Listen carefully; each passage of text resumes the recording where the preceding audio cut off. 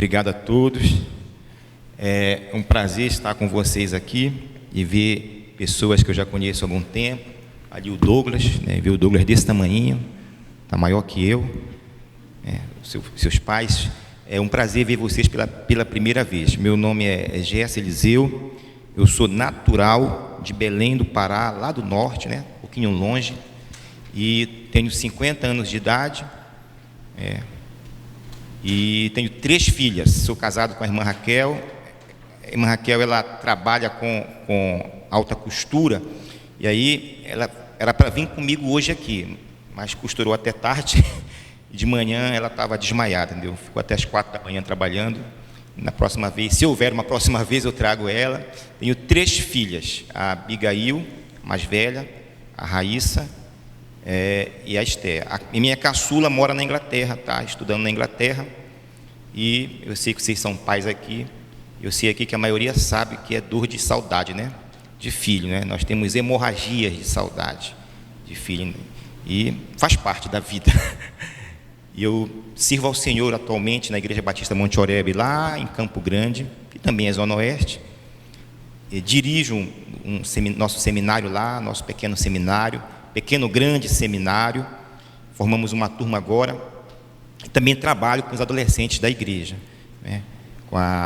Adolescentes são uma bênção, coisa linda, Os adolescentes, acho que é a melhor fase da vida. E tem outras fases também, Infância também é uma coisa maravilhosa, mas eu estou aqui diante de vocês, que é a melhor idade. E eu quero falar um pouco disso, sobre por quê. A mensagem que Deus colocou no meu coração para compartilhar com vocês, eu quero basear lá no livro de Eclesiastes. Eclesiastes. Você pode abrir Eclesiastes, capítulo...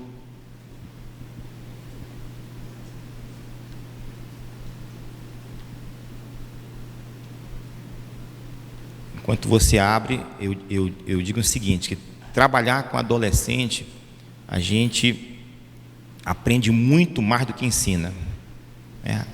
A mente de adolescente é uma coisa fantástica. Todo mundo aqui já teve um dia 15 anos, 16 anos, Mas a gente esquece. A gente esquece. Todos já acharam, queridos? Eclesiastes capítulo 7 e versículo 8. Eclesiastes capítulo 7, versículo 8. E hoje a gente vai falar um pouco sobre o escritor de Salomão. O escritor de Eclesiastes foi Salomão. Diz assim, todos já acharam? Melhor é o fim das coisas do que o princípio delas. Melhor é o longânimo do que o altivo de coração. Vou repetir. Melhor é o fim das coisas do que o princípio delas. E melhor é o longânimo do que o altivo de coração. Salomão, ele, assim como todos os reis de Israel, os primeiros 3 de Israel, viveram 120 anos, tiveram uma vida longa. Aliás, 120 anos não, reinaram 40 anos sobre Israel e tiveram uma experiência de liderança de 40 anos, experiência de gestão ampla no reino. Saul reinou 40 anos, Davi reinou 40 anos e Salomão reinou 40 anos sobre Israel, tiveram um mandato de 40 anos, imagine isso, 40 anos reinando como soberano de uma nação, e tiveram experiências fantásticas com Deus, com eles mesmos e com as pessoas. E Salomão, ele tem 3 fases distintas na sua vida, 3 fases bem distintas. A primeira fase é a fase da sua juventude, quando ele assume o reino. Davi passa para ele. É uma fase muito linda, é uma fase onde Salomão ele tem uma comunhão maravilhosa com Deus, ele tem encontros sobrenaturais com Deus, ele pede a Deus sabedoria, Deus dá a ele sabedoria, ele constrói o templo em Israel, E nessa fase brilhante, eu não sei dizer para vocês quantos anos durou essa fase, 15, 20, 30 anos, eu não sei mensurar para vocês. Alguns estudiosos têm os seus cálculos, mas eu não quero entrar nisso agora. Eu quero dizer que nessa primeira fase de Salomão, Salomão escreve o livro de Provérbios. O livro de Provérbios é a Torá na linguagem de hoje, a primeira tradução da Bíblia na linguagem de hoje. Todos os mandamentos em forma de provérbios populares. Pentateuco, que é a Torá, tem 613 mandamentos, 10 escritos em pedras e 613 escritos em pergaminhos, 248 farás e 365 não farás, não matarás, não adulterarás. E Salomão escreve esses mandamentos em forma de provérbios, está tudo lá, 31 provérbios, existem ali todos os mandamentos, não é? Incluídos em ditos de Salomão. Foi a época linda de Salomão, a sua primeira fase. Tem a sua segunda fase, que ele começa, não é, a construir famílias, e ele então se apaixona pela Sulamita e escreve o mais lindo livro poético de amor da Bíblia, que é o livro de Cantares de Salomão, Shir HaShilim em hebraico. Não é? Custou entrar no cânon judaico, até que os rabinos concordaram que era uma alegoria de Deus para com a sua noiva Israel, e aí entra no cânon dos judeus e depois entra no cânon da igreja, no século III para o século IV. Mas Salomão tem uma fase obscura da sua vida. Não sabemos se foi depois dos seus 50, depois dos seus 60, em que ele se desvia dos caminhos do Senhor. Essa fase não é muito bem conhecida da maioria, né, do povo cristão. Os judeus conhecem bem essa fase. Ele se desvia, e aí ele se desvia mesmo, gente. Ele vai cometer absurdos na sua vida pessoal e na sua liderança com Israel. Vai casar com mulheres estranhas. As mulheres vão trazer os seus deuses para que Salomão faça, né, tenha as suas relações sexuais diante de deuses como oferenda aos deuses pagãos das outras nações. Suas esposas, que eram selos de alianças entre as nações. Salomão vai cometer aberrações. Ele se desvia. E depois de uma certa idade, que ele está desviado, ele volta, ele se reconcilia, e ele então, na sua terceira idade, ele tenta consertar essa sua fase de um soberano desviado, mas já é tarde demais, o estrago foi muito grande no seu reino, a coisa está irreversível, e aí nessa terceira fase que ele se reconcilia, ele escreve o livro de Eclesiastes, que para muitos é o livro mais mal-humorado da Bíblia, né? Foi escrito num palácio. O livro mais alegre da Bíblia é o livro de Filipenses, Novo Testamento. Paulo escreve na prisão, dizendo: alegrai-vos no Senhor, regozijai-vos no Senhor. Mas um livro escrito no palácio, parece que ele é mais mal-humorado, mas só parece, Douglas, que na verdade Salomão, ele escreve o livro de Eclesiastes, e ele começa, não é? Há um consenso que é um livro de um pregador que está querendo ensinar algumas pessoas, mas parece que tem algumas pessoas que não querem mais aprender. É um pregador do deserto, que está pregando, mas não está tendo mais retorno. É um livro de confissões dos seus próprios erros. Primeiro capítulo de Eclesiastes, você vai ver ele confessando os seus pecados, dizendo que não conseguiu achar sentido na vida, né? Ele diz: eu plantei vinhas, eu tive muitas mulheres, eu fiz de tudo, né? Colocando numa linguagem de hoje, olha, eu participei de baile funk, eu construí cidades, pratiquei esportes, eu joguei futebol, eu fiz de tudo, e em tudo que eu fiz, para mim, tudo é vaidade. Não consegui ser feliz com essas coisas não preencheram o meu coração. E aí, ele chega à conclusão que melhor é o fim das coisas do que o começo delas.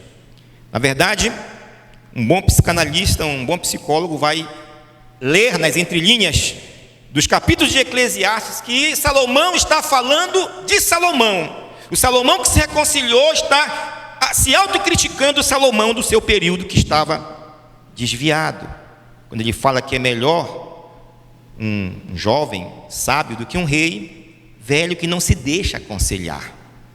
E ele foi esse rei em momentos atrozes.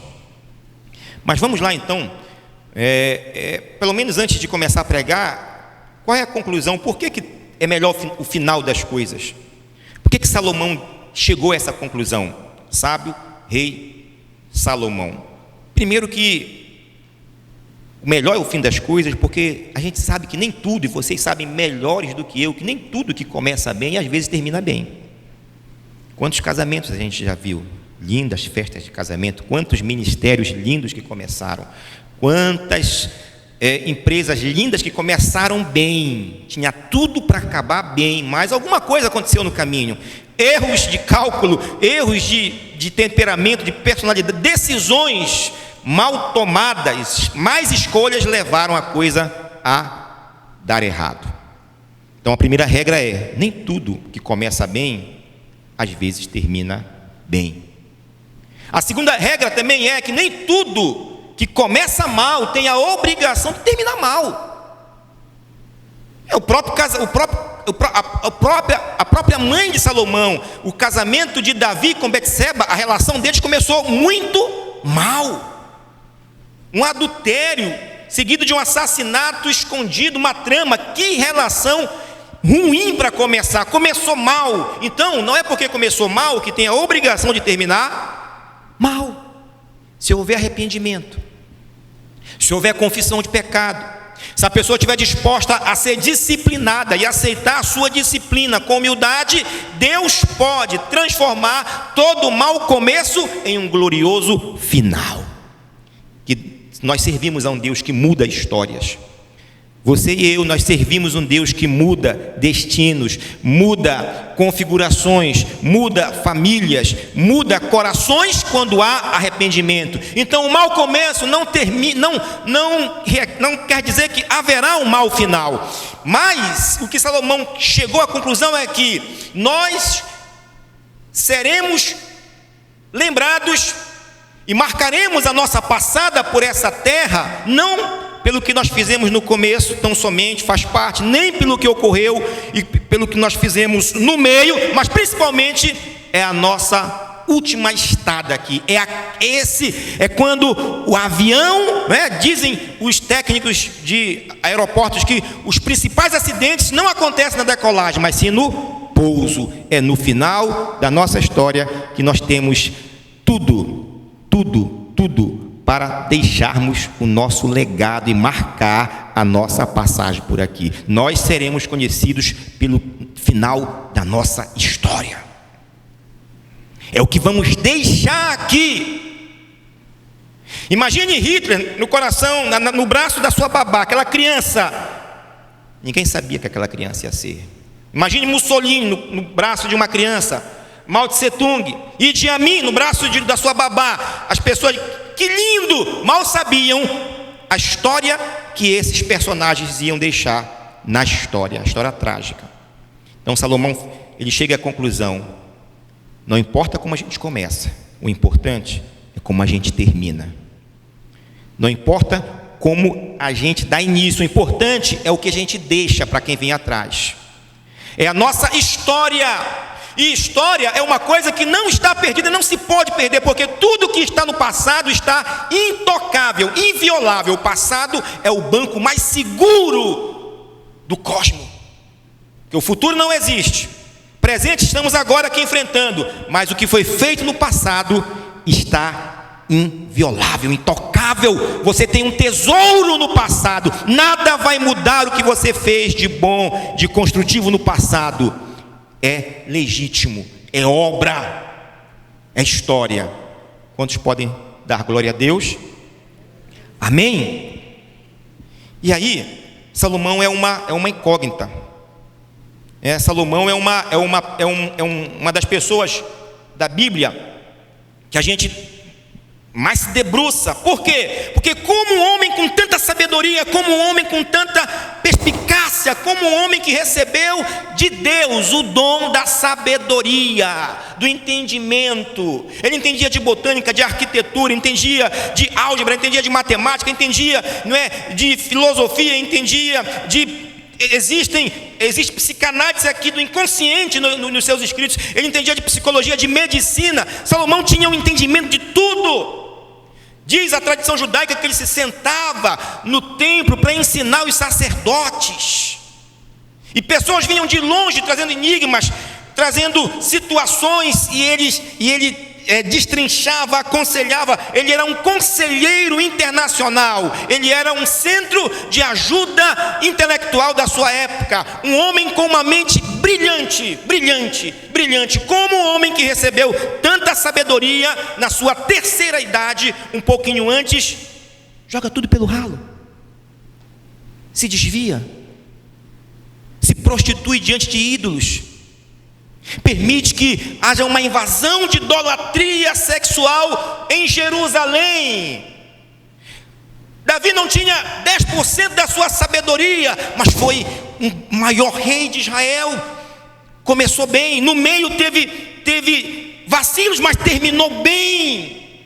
Como Salomão pôde chegar a esse ponto com tanta sabedoria?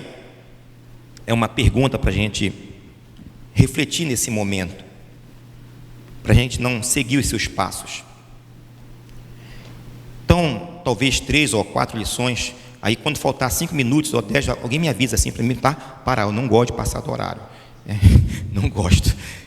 Então, vamos ver algumas coisas que Salomão, eu não sei porquê, mas eu aqui não estou sendo juiz de Salomão, ele é um grande rei, grande sábio, mas a Bíblia, ela não esconde os defeitos e as virtudes de nenhum dos seus heróis. A Bíblia é um livro da verdade, porque nós aprendemos com as suas virtudes, aprendemos com a fé de Abraão, mas aprendemos também que não podemos mentir como Abraão. Aprendemos com a sede de adoração de Davi, mas aprendemos que não podemos adulterar e mentir como Davi fez. Então a Bíblia, ela é a verdade, porque ela nos coloca diante de pessoas que na verdade são estereótipos de todos nós, porque todos aqui nós temos um pouquinho de Pedro, da pressa, da autoconfiança, nós temos um pouquinho de Abraão, temos fé, temos um pouquinho de Davi, somos adoradores. Temos um pouquinho de cada um. O que Deus quer é diminuir a parte má e elevar a parte boa, para a gente terminar bem. Amém? Talvez Salomão, talvez fosse, não sei, mas pode ser que Salomão não entendeu bem a dinâmica do tempo. Que precisamos entender o tempo. Só o ser humano pode contar o tempo. Os animais não sabem o que é passado, presente e futuro. O seu cachorrinho não tem ansiedade pelo futuro, que ele só vive o agora. Só quem pode contar o tempo é eu e você.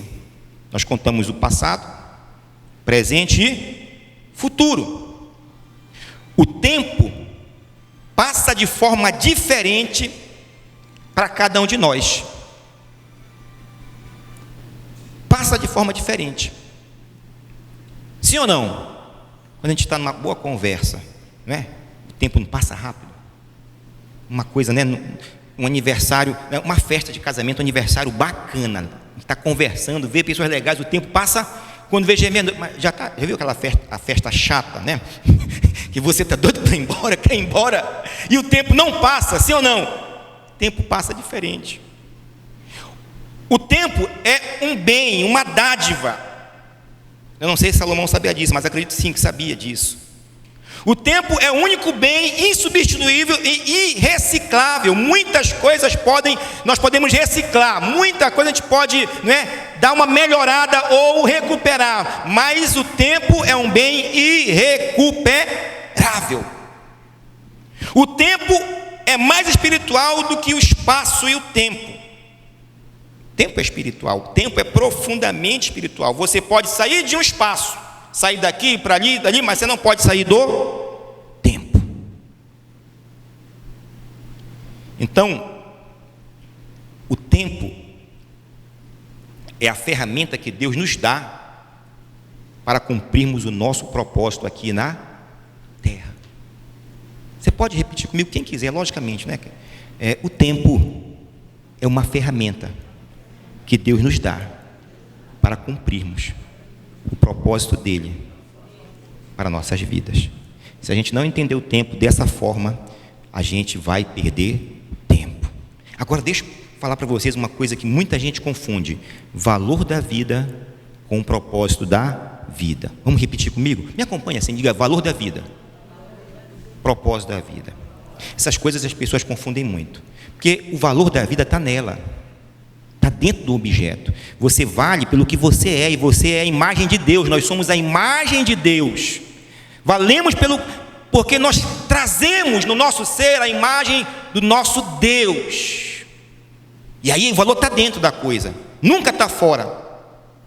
Imagine comigo um diamante debaixo da terra, um diamante de 10 quilates e um diamante na coroa da rainha. Qual desses dois diamantes vale mais? O que está escondido, ninguém está vendo, ou o que está na coroa da rainha? Qual que vale mais? Os dois valem a mesma coisa, porque o valor não está fora da coisa, o valor está dentro. Agora o propósito, o sentido está fora da coisa. O sentido quer dizer para que aquilo ali foi criado, qual o sentido que aquilo ali dá para o mundo. Veja que Adão no jardim do Éden tinha valor, mas não tinha propósito. Ora, se antes de Eva ser criada, que falta Adão faria se ele morresse? Que falta Adão faria para a preguiça, para o mico-leão dourado, para a girafa? Falta nenhuma. Adão tinha valor, mas não tinha propósito. E Deus disse: não é bom. Bom em hebraico é tov. Tov em hebraico é tudo aquilo que está pronto para ser usado. Tov, tudo aquilo que está pronto. O que não está pronto não está bom, não está tov. E aí Deus diz assim: não é bom que Adão esteja só.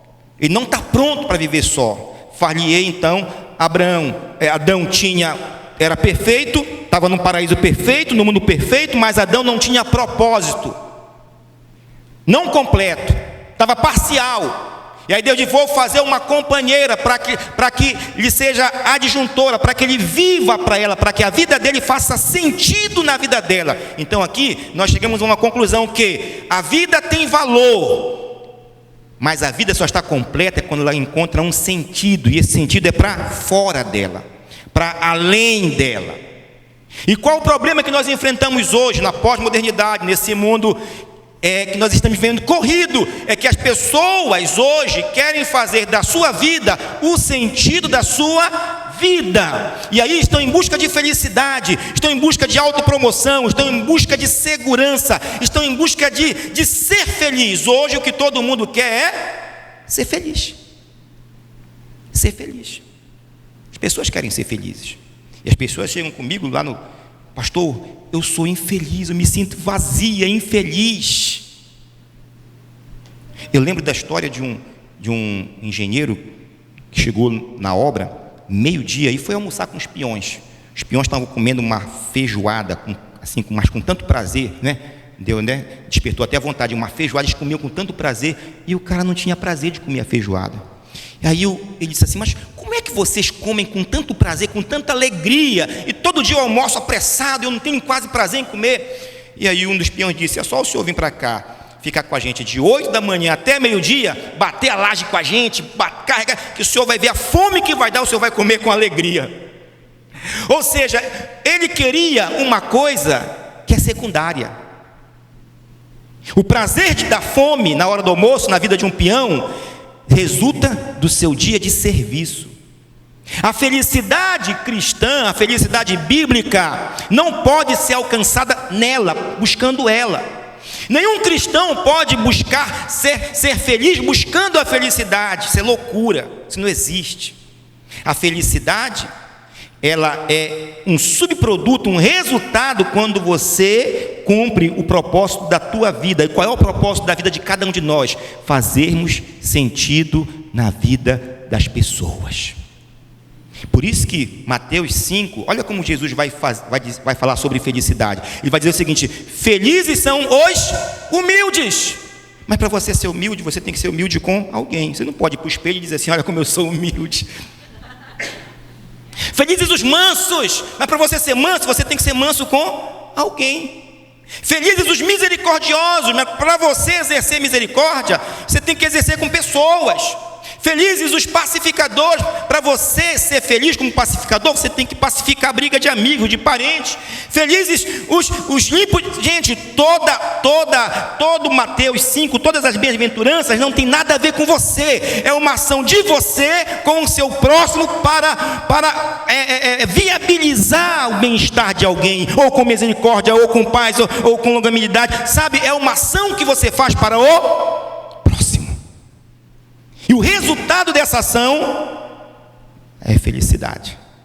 Por isso que Jesus vai falar: melhor é dar do que receber. Melhor é dar do que receber.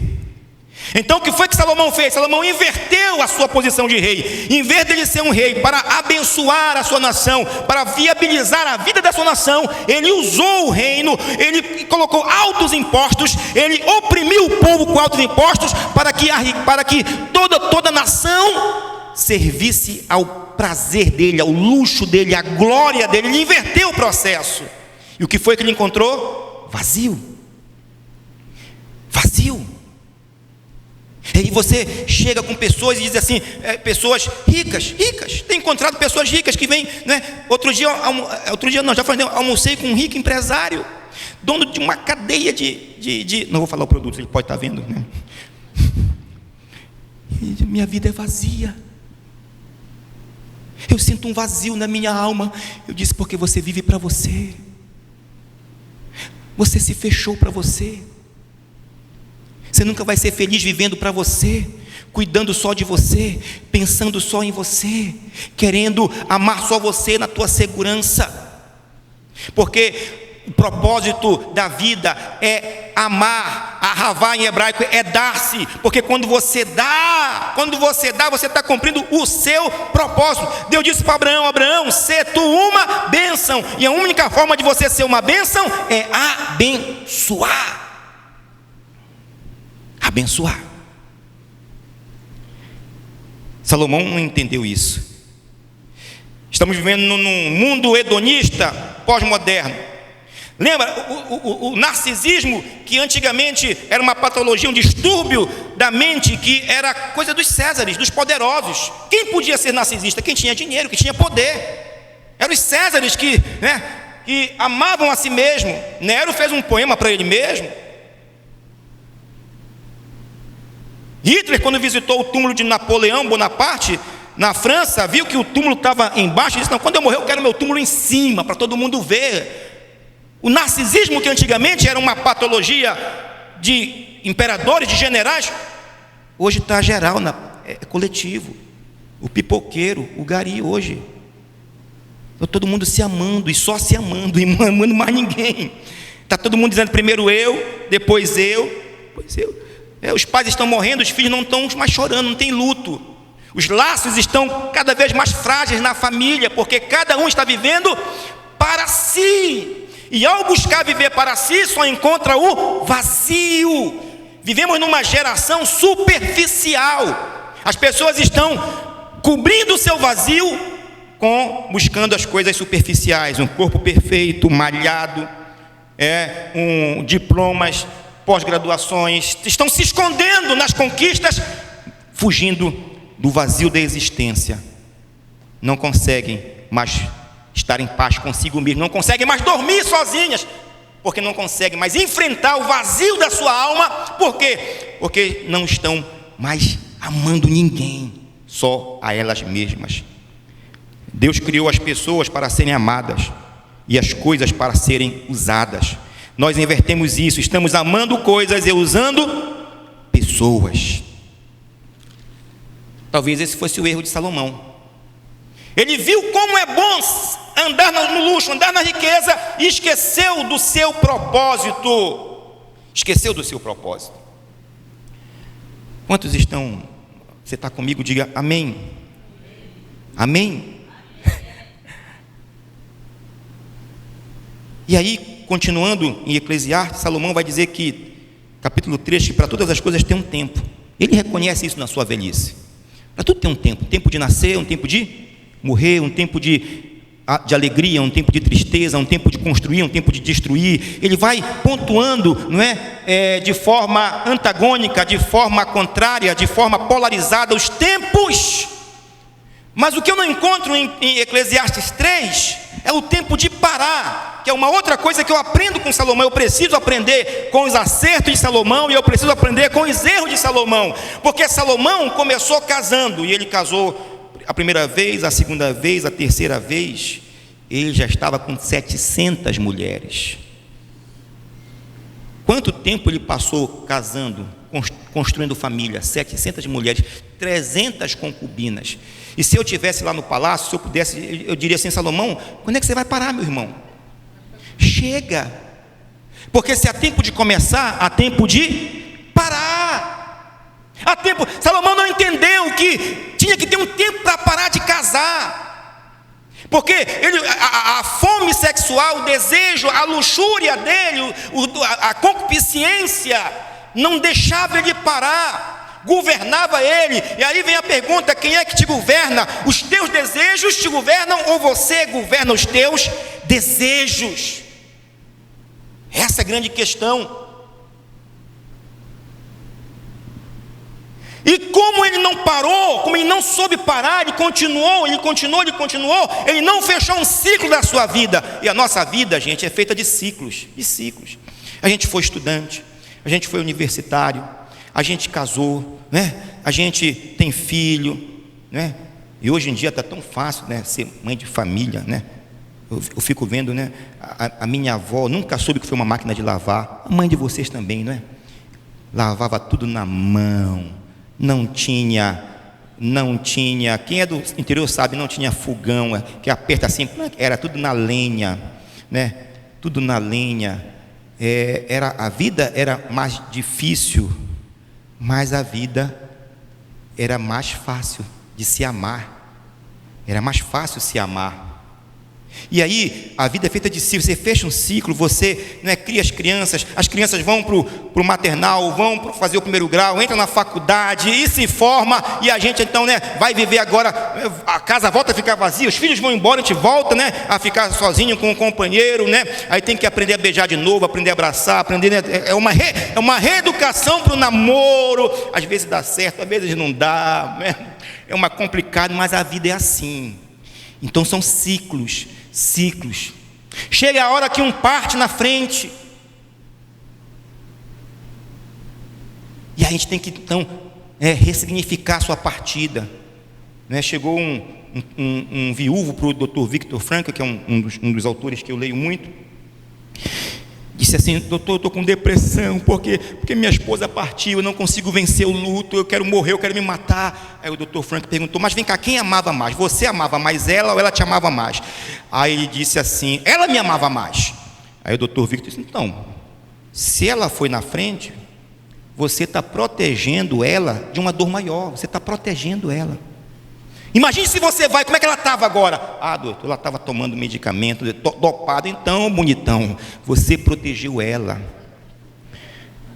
E aí ele saiu feliz, porque todo sofrimento tem um sentido. Sofrer sem sentido é desespero, mas quando você dá um sentido ao teu sofrimento, isso te dá força, isso te leva para frente. E sentido é propósito. Em cada fase da nossa vida, Deus nos dá propósitos. Há um propósito quando você é criança, há um propósito quando você é adolescente. Qual era o propósito da sua vida quando você era adolescente? Ser um filho obediente, amar o pai, fazer o que a mãe mandava, né? Meu pai me mandava ir na mercearia quando eu tinha 11 anos. Vai lá comprar. Naquela época se vendia meio pão, 1/4 de manteiga, né, um copinho de óleo. Hoje não vende mais isso, né? Na minha época, lá em Belém, não tinha supermercado, era mercearia. Tudo era na mercearia, né? Tudo. Vai lá e era difícil, caderno, caneta, e eu ia repetindo: meio quilo de 1/4 de manteiga, meio pão, um copinho de óleo, 2 folhas de canela. E eu repetindo. Quando eu chegava lá, eu esquecia tudo. Aí na porta da mercearia eu voltava: pai, como é que é? Aí ele já falava brabo, né? Aí eu ia repetindo, eu esquecia, voltava, sabia que eu ia apanhar. Na terceira vez eu apanhava. Mas para cada idade da vida, não tinha celular, tem um sentido. Quando você é jovem, tem um sentido, tem um propósito. Deus tem propósito para você quando você é jovem. Quando você é casado, tem sentido, tem propósito de Deus na sua vida, propósitos. Quando você está na terceira idade, tem propósito de Deus para você, porque Deus só tira um ancião da terra quando a sua partida é mais lucro para o reino de Deus do que a sua estadia aqui. Você só vai partir quando a tua missão acabar aqui, quando a tua última frase que vai ficar na mente de quem ouvir acabar aqui. Um pouquinho de água vai me ajudar. Perdão, tá, gente? Então, fale para você mesmo. Vou te dar 10 segundos para você repetir: eu estou vivendo o propósito de Deus aqui. É por isso que eu sou importante.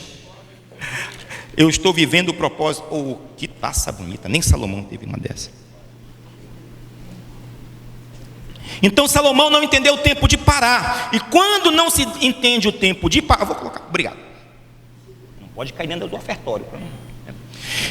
Como Salomão não entendeu o tempo de parar, ele não fecha um ciclo da sua vida. Porque Deus só abre um ciclo novo quando você fecha o anterior. E quando você fica num lugar, mesmo que seja um lugar espiritual, fora da vontade de Deus, você sai do propósito de Deus. E o lugar mais seguro para a vida de uma pessoa, ele está no centro do propósito de Deus. Esse é o lugar mais maravilhoso para a vida de um ser humano, ele estar no centro da vontade de Deus. Ana sofria muitos anos porque era estéril, ela não sabia, ela estava no centro da vontade de Deus. E quando Ana teve um filho, era um filho para ela, mas era um profeta para Israel. Talvez Moisés não entendesse o processo que ele passou, de príncipe no Egito, 40 anos, vivendo no deserto humilhado, vivendo de favor do sogro, mas era propósito de Deus. Então, muitas das vezes a gente não entende as circunstâncias que estamos vivendo, mas se você está no propósito de Deus, seja na tua melhor idade, na idade média, ou no princípio, é lindo. Dê glória a Deus, agradeça a Deus. Deus, obrigado, porque eu estou no centro da tua vontade. Aqui eu vou permanecer, aqui eu vou ficar e aqui eu vou frutificar. Louvado seja o nome do Senhor. Diga, sentido. Sabe, e Salomão entendia que tinha que parar, mas ele procrastinava. Diga, procrastinar. Isso é uma desgraça, gente. Essa palavra tão difícil é uma desgraça. Procrastinar traz alívio e segurança imediato, mas fracasso a longo prazo. Procrastinar é o primeiro passo para o fracasso. Quem fica adiando decisões, quem fica adiando as escolhas que tem que tomar na vida. Procrastinar é a destruição do bem mais valioso da vida. Qual é? O tempo. O tempo. Perde tempo quem procrastina, quem deixa de fazer o que tem que ser feito. Vocês lembram da história, né? Nem estava aqui no esboço. Eu escrevo tudo que eu vou pregar porque minha memória é fraca, irmãos. A memória é fraca, né? Eu sou militar da reserva, fui da Marinha há 28 anos, né? E na Marinha tem cadeado, né? Os armários. Eu esquecia os cadeados, né? No meu armário, chegava, tinha que desmontar. Aí eu disse assim: vou comprar um cadeado de segredo. Comprei o cadeado de segredo. No outro dia esqueci o segredo. Misericórdia. Lembram que quando o anjo chegou em Sodoma e Gomorra para tirar Jó? Leia depois em casa a história, né? O anjo chegou assim: Jó, olha só, Deus vai passar o cerol fininho amanhã aqui em Sodoma, tá? Vai, né? Vai passar o cerol em linguagem do morro, tá? Linguagem militar. O Putin vai explodir amanhã aqui, Sodoma e Gomorra, vai jogar tanta bomba, vai acabar com a cidade. Então, amanhã é dia de fuga. O que é que você faria?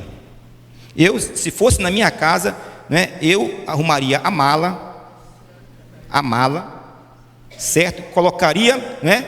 E faria uma garrafa de café sem açúcar, e ficava ali, ó. A hora que o senhor mandar, anjo, pode dizer que a gente vaza, a hora que mandar. O que foi que Ló fez? Ele foi dormir.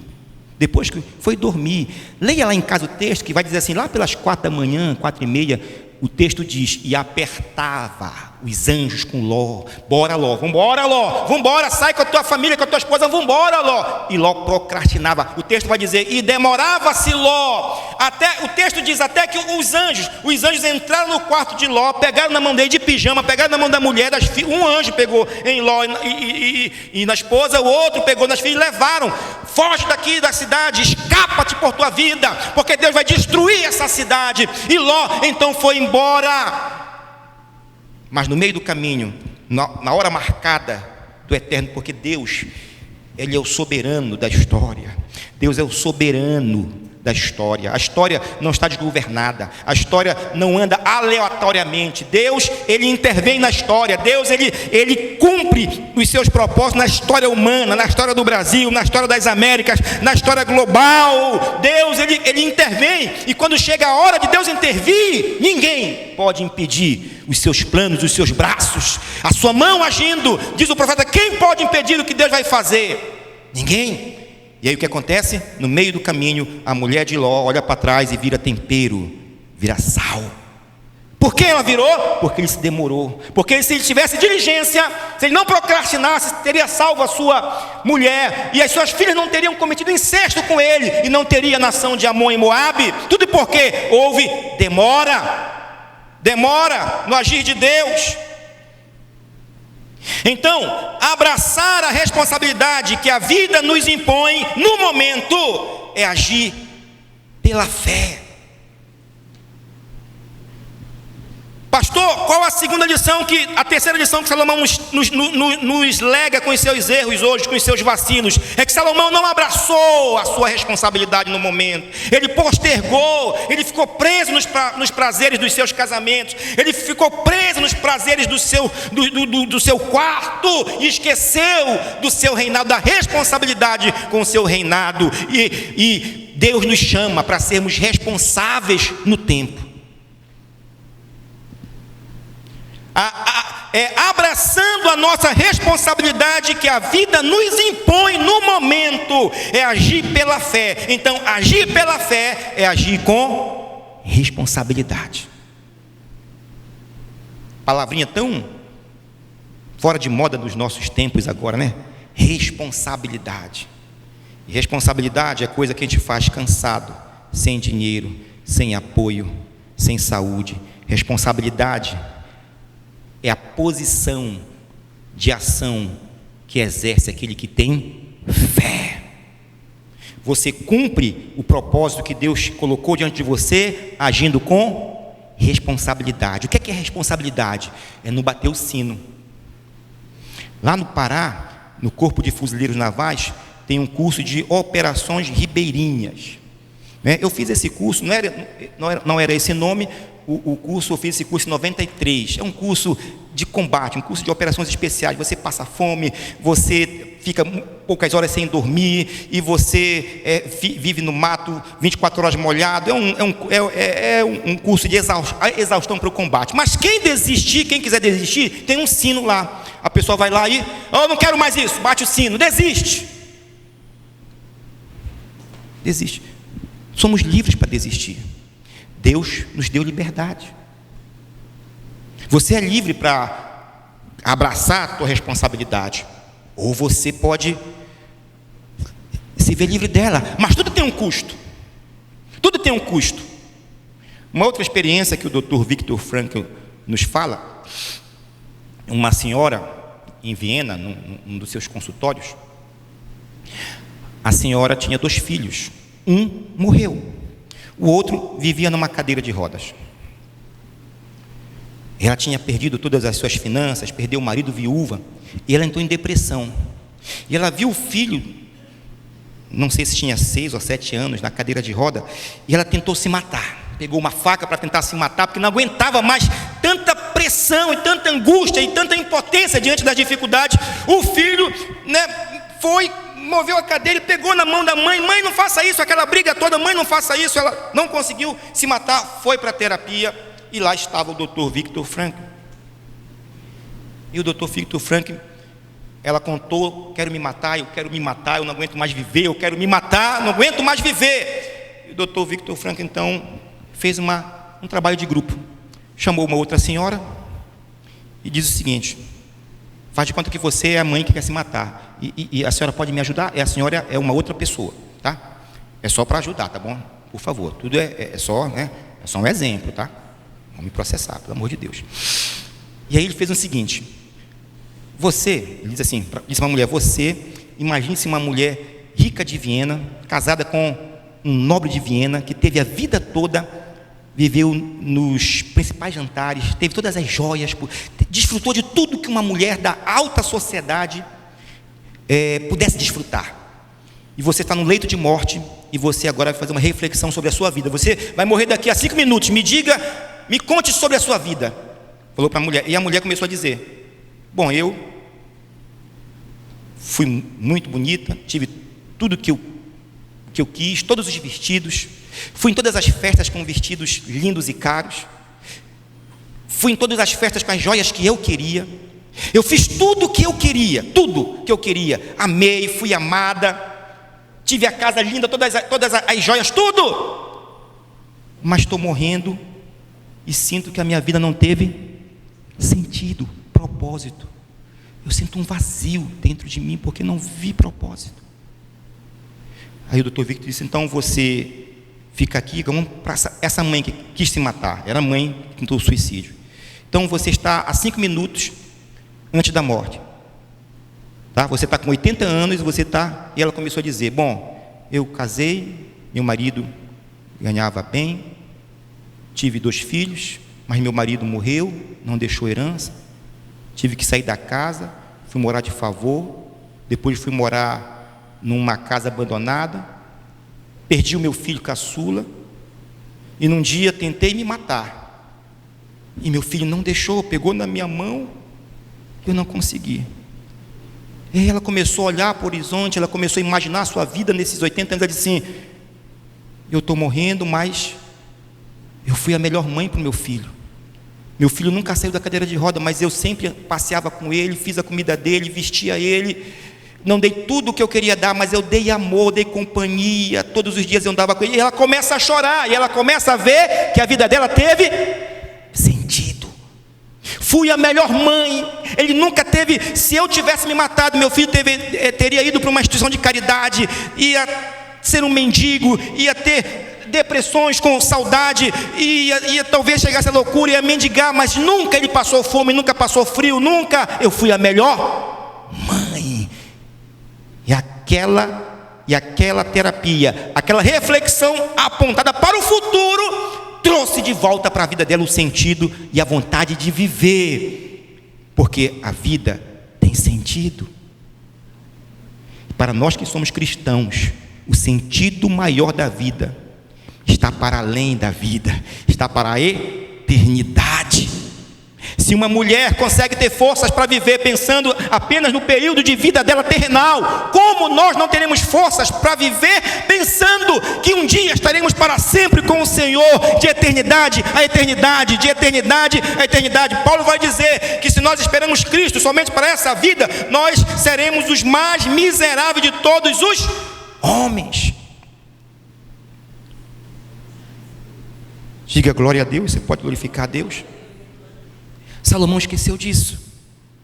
Salomão esqueceu que o propósito da vida não é para viver para si. Quanto mais a nossa geração vive para si, mais ela adoece, mais ela está vazia, mais ela está... Gente, existem pregadores do evangelho que pregam esse evangelho, o evangelho para si. Existem letras, cantores, artistas que estão criando poemas e músicas para si. É o evangelho antropocentrismo, e o evangelho não é para nós. Nós temos que ser o evangelho para os outros, para os outros. Quantos estão entendendo? Diga glória a Deus. Então a fé te fortalece, te dando a certeza do futuro. Quando você está agindo para fora de si, quando você está amando, sendo paciente, benevolente, misericordioso, pacificador, quando você está vivendo pelas virtudes do evangelho, essa fé, essa responsabilidade te fortalece. Fortalece os teus ossos, fortalece as tuas membranas, fortalece a tua alma. tua psique, fortalece os teus músculos. Muitas doenças são psicossomáticas, provêm de uma alma fechada em si no seu egoísmo. Conta-se a história da Segunda Guerra Mundial, que um grupo de judeus estava fugindo, subindo uma montanha. Haviam lá umas 10 mulheres com crianças, e haviam lá uns 10 anciões, terceira idade. Chegou no momento que os anciões disseram: vão, nós não damos mais conta, a gente vai ficar aqui. E o líder disse assim: vocês não vão ficar aqui não, peguem as crianças e deem descanso para as mães. E eles foram, cada um pegou um bebê, e quando ele olhou para o bebê, brotou forças da onde não tinha forças, a força da responsabilidade, a força do propósito da vida, a força do amor da vida fez com que eles tirassem força da onde não tinha força e subissem. Por quê? Porque o teu chamado, a tua responsabilidade, o teu propósito como um pai, como mãe, como amigo, como companheiro, como cristão, se você encarar isso, abraçar isso, isso traz forças para a tua alma, traz forças. Vivemos numa época de jovens fracos. E para vocês fracos. Nos meus últimos 5 anos de marinha, no corpo de fuzileiros navais, gente, estão entrando assim, não é fraco no corpo não, tem cada garotão alto, marombado, fraco na alma, que não consegue fazer nada para ninguém. Olha, quando faltar 5 minutos, me avise aí, tá? Me avisem. Posso continuar? Posso continuar? Então a fé te fortalece. A fé te fortalece. Sabedoria é saber o que fazer. Habilidade é saber como fazer. Coragem é fé em prática. Fé em prática. Falta 5? Quer trocar bateria? Troca, vem aqui, rapaz, é bonito.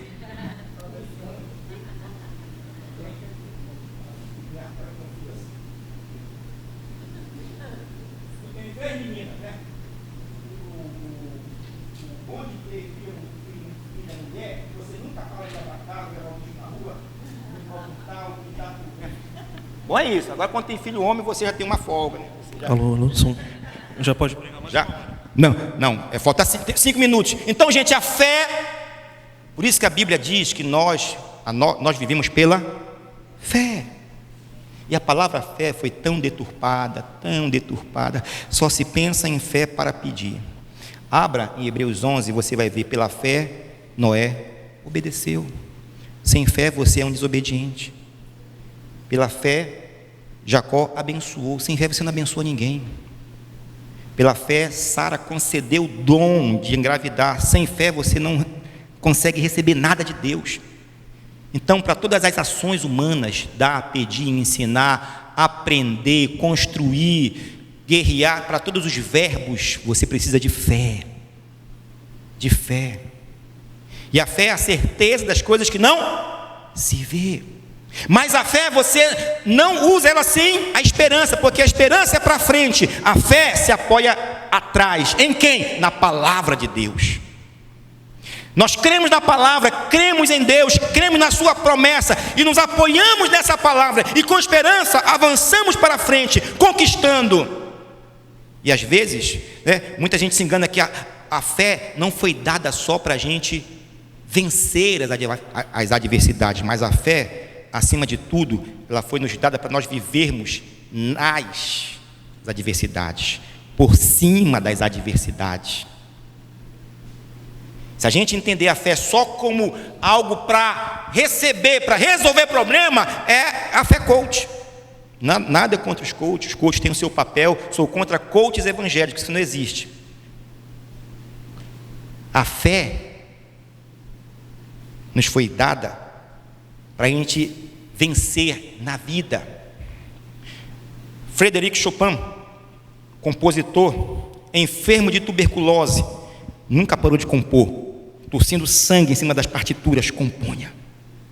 Aleijadinho, em Minas, leproso, fazendo as mais belas esculturas do barroco brasileiro. Pianista Paul Wittgenstein, perdeu um braço na Segunda Guerra Mundial, nunca parou de tocar piano, sem um braço. Apesar de, eu continuo. Apesar de reumatismo, eu continuo indo para a casa do Senhor adorar a Deus. Apesar da diabetes, eu continuo cantando e adorando. E apesar de, isso não vai me parar. Pode me condicionar, mas nada vai me parar. Eu não paro. Não paro de adorar, não paro de orar, não paro de fazer boas obras, não paro de dizimar, não paro de cantar, não paro de ler. O óculos ficou fraco, eu troco por uma maior, vai ficar garrafa, mas eu continuo lendo, estudando, me alimentando da palavra, porque apesar de, eu continuo andando pela minha fé. Pela minha fé. Eu creio. O violista israelense Isaac Perlman teve poliomielite aos 4 anos, numa cadeira de roda. É o maior violinista de Israel. Estava fazendo um concerto e a corda arrebentou do violino. O maestro disse: a gente para, não, continua, porque a nossa tarefa é fazer música, mesmo que uma corda arrebente. A nossa tarefa é viver para o nosso propósito. Você é avó, você é avô, você é mãe, você é patrão, você é amigo. Seja o melhor amigo. Seja a melhor amiga que você puder ser. Uma coisa, sabe, a gente vive para amar, para as virtudes. E aí, existem 2 níveis de amor: o nível da misericórdia e o nível da bondade. Tá? Falta 2 minutos, tá? 2 minutos. Dá para falar isso em 2 minutos. No nível da misericórdia, você socorre as pessoas. Esse é o nível da misericórdia. Você dá a cesta básica, você paga o remédio, sabe? Deus não nos chamou para viver, andar no nível da misericórdia. Isso é dever. Deus nos chamou para andarmos no nível da bondade. O que é andar no nível da bondade? É fazermos os outros felizes. É dar um vestido de noiva para uma noiva que não pode. É ligar para alguém que está enfermo. É ir visitar. É dar ouvidos para alguém desabafar. É estar junto na hora da dor. É estar junto. Sabe, Jesus disse... Me fugiu a memória agora, né? Aquele que pode fazer o bem e não faz, peca. Isso é cura para a tua alma. Ser bondoso, ser misericordioso, ser companheiro, ser amigo, dar, compartilhar, porque dessa vida nós não vamos levar nada. Agora, o que você vai levar está lá em Apocalipse 14. A Bíblia vai dizer o seguinte: que quando os mortos forem, as suas obras vão os acompanhar. A tua história vai te acompanhar. Você não pode se livrar da tua história, dos atos de bondade que você fez, dos atos de fé, dos atos de companheirismo. Isso te acompanha, isso é teu tesouro. Isso ninguém pode tirar de você.